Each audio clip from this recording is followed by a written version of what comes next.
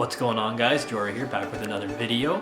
Figured today I got a nice Amazon order coming in, which it couldn't come any sooner because I ran out of shipping supplies pretty well today as I was packing up, so that came at a good point.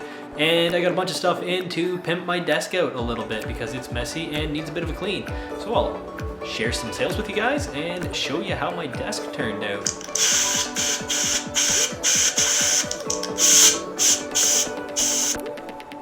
So the first item going out is Monster Jam Urban Assault. It was a $7 sale with free shipping. I just put it in a bubble mailer and it cost me $3 and about 30 cents to ship it. A lot of stuff in here I like selling because it's easy to ship. So next there is a Pokemon card, Jirachi GX. It sold for $6.95. And I'll give you guys a quick run through on the basics of shipping any card. It doesn't apply to just Pokemon, really any card. So this card is in a sleeve and then it's in a hard top loader. You don't want to put these cards in just a top loader, you risk scratching the surface. So what I do is I cut a little piece of paper. I just use it off the address labels that I print out, and you're going to want to fold this little piece of paper in half and put it on top of the card, like so. And that way the card can't come out. We're going to put a piece of tape on top as well. But you don't want to put just tape because the card can go up, slide out of the sleeve and stick to the tape. People are picky about their cards. This is just the way I do it. It's maybe overkill, but it's how I've always done it. So next use Scotch tape or painter's tape, something that peels easy. You don't want to use packing tape. And I fold little tabs like this on the tape, so when the buyer gets the card, they can just pull the tabs right off and it's easy. They don't have to pick at the tape or try and peel it. So you see, you just stick it on like this, and on the back, and then there's a nice little tab to pull it up. And then the top loader card, I just fold into the sales sheet from them, like the printout showing what they paid and everything. And I put that into a regular envelope and I put a stamp on it. And I buy my stamps by the roll, so I believe it's 93 cents to ship this card. So I just fold it up like this, keep it kind of blurred so you don't really see the address too much, I guess. And yeah, after that, put it in the envelope, put a stamp on it, and away it goes. Not much to it at all. I've actually been selling a lot of Pokemon cards. One or two every day or 2 days or so. None of them are huge ones, a couple $14 ones, some $8 ones, $10 ones. They're easy to store though and they're easy to ship. We don't have a lot of room with renos, so they're nice to keep in the bar room and easy to get access to. And then I use these fancy eBay stickers that I get with my shipping credit to tape the envelope down. And that's it. Then the stamp goes on the front. Pretty easy. So the next game I see is overlooked a little bit. It's nothing crazy valuable, but that was a $14.95 sale. It's not a bad game to pick up when you find it for a buck or two. The next order up was Spider-Man for the original Xbox, and it sold for $9.95. Nice, complete, clean copy. So the next game up tends to be about the cheapest I will go for selling a game on eBay with free shipping, and it was Pro Driver, and it sold for $6.95. The reason that's the lowest I'll go is just because after fees and the fact that it's $3 to ship, honestly you only make a couple bucks off it. So yeah, they come in a lot. I'm probably no more than 25 to 50 cents into this game, so there you go. Next up we have a Warhammer 40k book, a supplement book for the Kachin army. I think that's how you say that. If you guys ever find Warhammer 40k stuff, they're little figures like you can see in the book here, just these kind of tiny little models. They're about 1.5 inches tall. Some of them can be worth really good money, some can be worth not too much, but I mean, all in all, if you see these big lots and you can get them for cheap, I recommend it. And this book sold for $10 with free shipping. So we had a Lego boat sale over the weekend. This sold for $8.25. It'll just get thrown in a bubble mailer and sent away and mailed for about $3.25. The next eBay sale is Killing Zone for the PS1. This sold for $10 with free shipping. He actually sent me an offer and just paid now. And he sent me an offer because the back honestly needs a buff. It did work, but I doubt you'd make it through the whole game. I had it listed cheap because of that and mentioned in the ad. He was happy with paying the $10. I was happy to sell it to him. I'm only $2 into it. If you can find that in good condition, you're more looking at like a $25 to $30 game. Now the next sales are a bit of retail arbitrage. I ended up getting these at Walmart. I can't believe, I don't know if they're $16.95 or $18.95 now. I don't have the receipt in front of me, so we'll say $18.95 because I think it was on the higher end. And I sold them all basically in a day. I posted these on my Instagram. The first one sold within a couple hours, and I took an offer of 36. I had it listed for 41. And then the next person bought 3 of them. I took an offer of 30 on him, and Mr. Merman, and then Roboto I took an offer of $29.50, and then Princess of Power I took an offer of 33 with combined shipping, so they'll all get packed up and go out to him. All in all, really good. I only have 1 Roboto left, and I bought everything they had at Walmart, which was only those, so they clearly sell pretty quick. They just recently released, so I suggest if you see them, definitely grab them up, because they seem to be even going up in price more. I probably could have sat on them and got more, but I enjoyed the quick sale, and you never know with retail arbitrage. I've seen the market get saturated quick and prices go down fast. Next I have Mercs on the Sega Genesis that sold. It's in pretty decent condition. It was in my collection. Ended up getting rid of it because I got a better one, obviously. The manual was pretty beat up on it, and the front was really sun faded. The cart was pretty clean, but it sold for $34.25 plus shipping, and it was going within Ontario. And I got these nice new boxes on Amazon. They ended up being really cheap. They worked out to about 47 cents Canadian per box, which is pretty good. It's been hard for me to find pretty cheap boxes, and they seem pretty decent, so that's what I'm going to use to pack.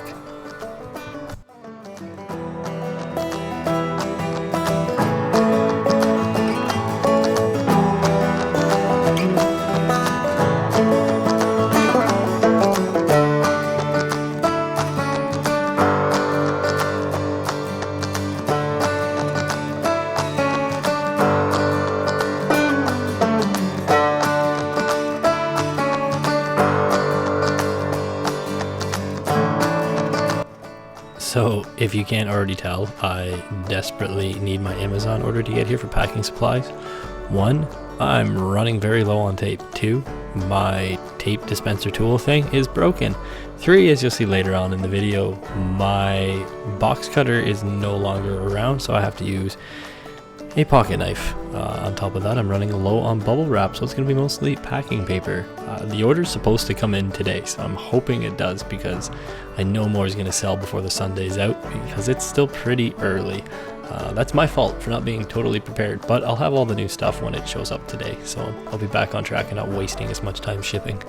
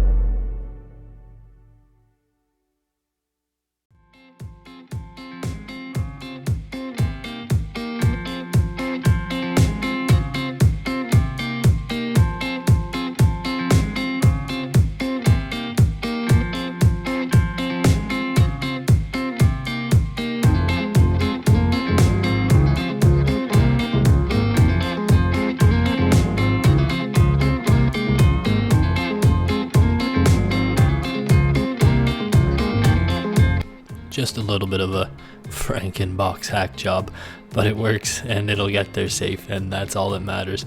That's about it for the shipping. Not a huge sales weekend, just a couple of them, but on to pimping the desk out a bit now.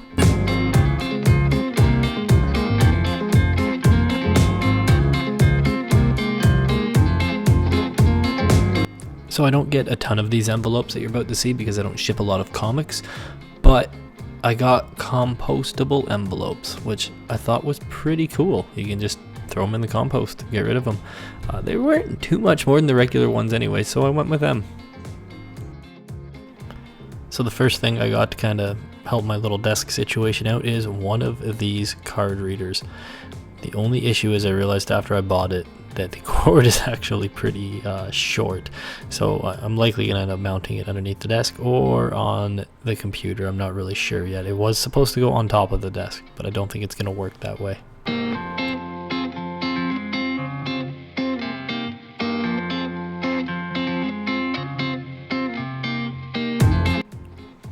So the next thing I got for the desk is actually for a few things, not just the desk. It's going to be for some of the video game consoles and things on the center console. And it is just sticky Velcro strips. It's exactly what you think it is, just a sheet of Velcro. I'm going to mount the power supply for my monitor underneath my desk because it's got a brick and it kind of doesn't hit the ground, so it hangs there and it pulls on the cord. And I've already read online that it's cause for power failures on those, so I'm just going to Velcro it underneath the desk and make sure there's no heavy kind of pull on the cord anymore, and you know, it helps clean it up and looks nice. The last thing I got was a giant mouse and keyboard pad because I kept sliding my mouse across the desk. It was wearing it out and it was noisy and kind of annoying. And this is the messy desk that does not need to be in this kind of condition, so I got to get this thing cleaned up and looking good, and then get everything put on it and get rid of all my snacks and drinks and random crap and Pokemon cards I've been selling and notepads and oh, God knows whatever else. So time to get to that.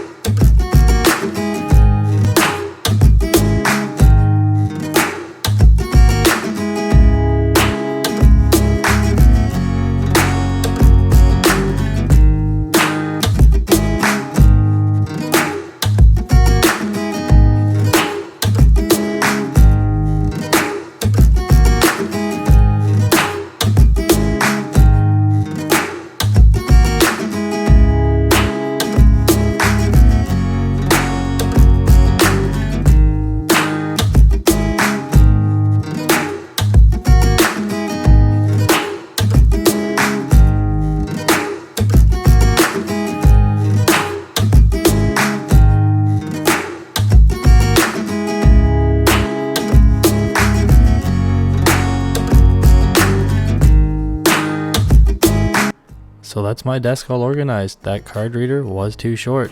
And while I was doing that, I had two more sales. A Billy Idol figure sold for a big $9 plus shipping. And then I sold a Midsummer Night Dream comic for $11 and free shipping. That's everything I sold for the weekend so far. Hope you guys enjoyed the video. Thank you. Like, comment, subscribe if you're not already. And I will see you in the next one. Bye for now.